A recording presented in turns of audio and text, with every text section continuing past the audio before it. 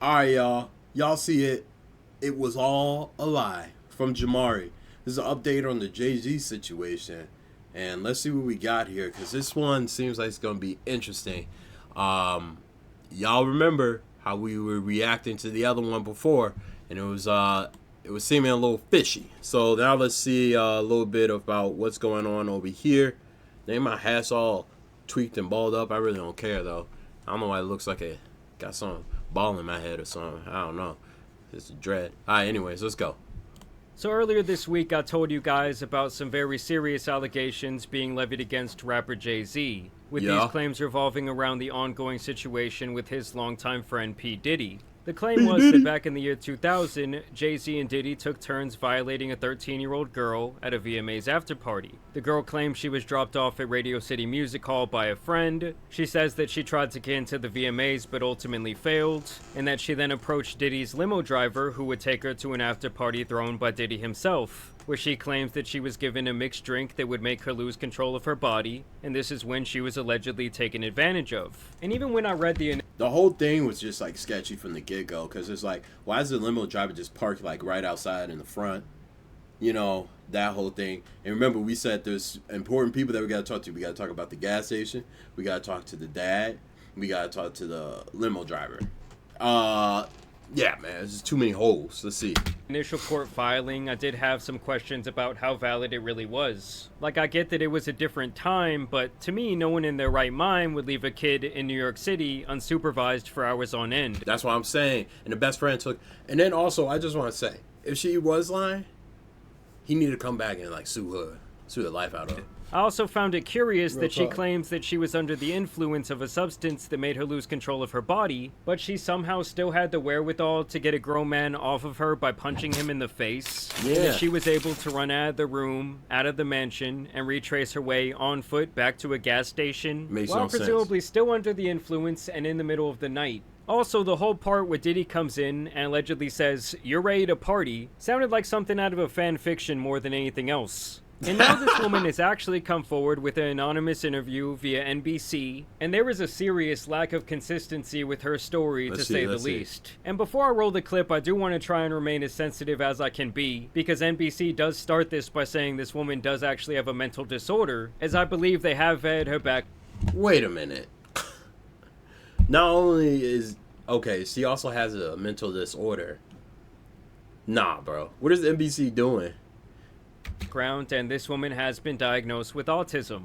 You should always advocate for yourself and be a voice for yourself. You should never let what somebody else did ruin or run your life. A 38-year-old mother from Alabama who has filed a lawsuit accusing Sean Diddy Combs and Jay-Z of raping her when she was 13 years old is speaking out to NBC News for the first time. I don't know, man. NBC probably got an agenda, bro. What channel is the Super Bowl on this year? Is it ABC, Fox? Cause Tom Brady? They probably mad. So yes, 25 years later, this mother from Alabama is coming forward to speak her alleged piece. She asked us not to reveal her identity. What made you want to come forward and talk today? Because I think that I've been quiet long enough about what I've been through, and it's been quiet for 24 years. Hard enough to be quiet. But it's a chapter of my life that I'd like to close. And like I've told you guys in previous videos, ever since Diddy's house was raided and he was actually detained by the authorities, you've had all these different people coming forward making allegations of criminal activity against him. I believe the total... You know, a lot of people are just trying to get money, bro. I'm not sitting here saying he's innocent. I'm not sitting here saying he's guilty. What I am saying is you got a lot of people that just are opportunists. You know, they're like money demon chasers. It was somewhere around 120 at this point. And while I do believe a lot of those claims will be valid and they will see their day in court, I do think what will also come with that is some bad actors acting in bad faith, really just kind of looking for a payday or a settlement. And I do think that as her story kind of falls apart here in this news segment, you guys will see too that that's most likely what this was. An NBC News review of her account found inconsistencies with her allegations. She says that she went to the MTV Video Music Awards in 2000 to catch a glimpse of her favorite celebrities. You weren't scared to be all alone? No, with having autism is like feeling like you live your life in a shatterproof juggle ball. The world's on fire. The fire. What is he talking about? Fire is inside the ball with you, but there's no way for you to get out. And listen, y'all. Alright, wanna be Shakespeare. Anybody know what you talking about right now? No, she's probably trying to say something really deep there about, you know, her experience with having autism. But to me, just off the bat, my initial impression of her is that this lady doesn't really speak like she's exactly within her right mind. The night of the 2000s VMAs, she says a friend drove her from Rochester, New York to Manhattan, a more than 5-hour drive. I mean, come on, guys. Stop this, bro. In 2000? Nobody. No parent, no none. It was like, wait a minute, where'd she go? And she has a mental disorder, and she has autism. No one was like, hey, where you going? Nah, bro. It's this 5-hour drive, and then you're gonna leave a 13-year-old kid in New York City all by themselves. Makes no sense. Like, did it take the dad 5 hours to come drive and pick her up? Her attorney provided NBC News with the name of the friend who has since died. The woman says she spoke to Combs's limo driver, who offered her a ride to an after party. I stumbled upon Diddy's driver, who told me that I was exactly what Diddy was looking for. What did you think when he said that to you? I thought it meant that I was just pretty. And here's where her story really starts to fall apart, as several of the alleged witnesses in this situation all have alibis for that night, and many of them were not even in the same state. She went to a White House, she says, where she spoke to musicians Benji Madden and his brother. I'm talking to Benji Madden about his tattoo because, you know, I have a... Oh, this is so unbelievable. My camera went out of focus. Hold on. What are we doing here, bro? This is ridiculous. Really is about his tattoo. That's the Last Supper, because I have a religious background, so it was just something to talk about. And so those guys are actually both members of the band Good Charlotte, and they did actually release a statement saying that they were nowhere near New York on the night of September 7, 2000. And as you can see here by an archive of their tour, they were at the Vic Theater that night in Chicago with Lie. Caught there. It's already a lie. Illinois. As you guys can see, this website also confirms that information and notes that they were touring with Eve 6 and OPM. And listen, I'm not the best at geography, guys, but Illinois, it's a pretty far way. Not Illinois. It's Illinois. There's no, you don't say the S at the end. Away from New York just to go to a Diddy party. At the after party, she says she had a drink that made her feel woozy. Then she says Combs and Carter took turns raping her while a female celebrity watched. JC comes in and rapes me. He at that point I was fighting, trying to get away from him, and he put his hand over my mouth and told me to stop it, cut the. After the alleged, she says she ran to a gas station where she called her father, who picked her up and drove her home. That's what 5 hours? I'm saying. Like, did this guy have to come from 5 hours away? And don't worry, guys, we won't have to wonder because they do actually get a statement from the dad here in a little bit. We rode home in silence. He didn't ask me what happened. He didn't ask me what I did or where I was. In an interview with NBC News, her father said he could not verify the claims. Quote, "I felt like I would remember that, and I don't. I have a lot going on, but I mean, that's something that would definitely stick in my mind." And to me at that point, it's For like, real. okay, the case is closed. It's Her done. own father is saying he has no recollection of this event at all. So the people at the party she allegedly talked to, it's already been debunked. They weren't even in the same state. And now even her own father is saying, yeah, I don't remember that ever happening. That's like 2 out of the 3 key witnesses. I mean, the only other person would be like a gas station clerk. Oh, and I forgot the friend that dropped her off that conveniently already passed away. I mean, what 13-year-old has some sort of friend that's willing to drive them 5 hours away and drop them off somewhere? That's what I'm Especially saying. one who has a mental condition. I mean, come on, guys. When we asked the woman about the contradictions in a phone interview on Friday, she said that she stands by her statements. I have made some mistakes, she said. Honestly, what is the clearest is what happened to me. The inconsistencies in her account of an incident alleged to have happened 24 years ago does not necessarily mean the allegations are false.